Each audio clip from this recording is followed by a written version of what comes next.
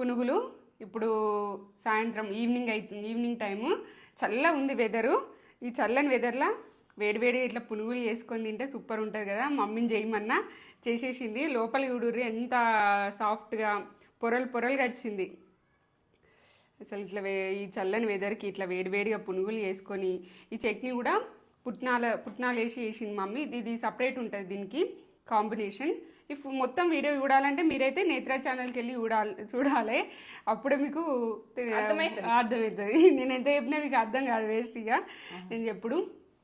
అర్థమైంది అలా అంటే ప్రాసెస్ నేను ఇన్స్టాగ్రామ్లో అయితే బయోలో ఇస్తా.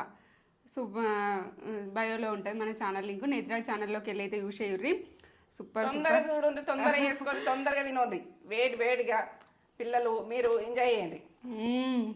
సూపర్ టేస్ట్ తగ్గేదే లేదు. బాగా చేసినాయి మమ్మీ.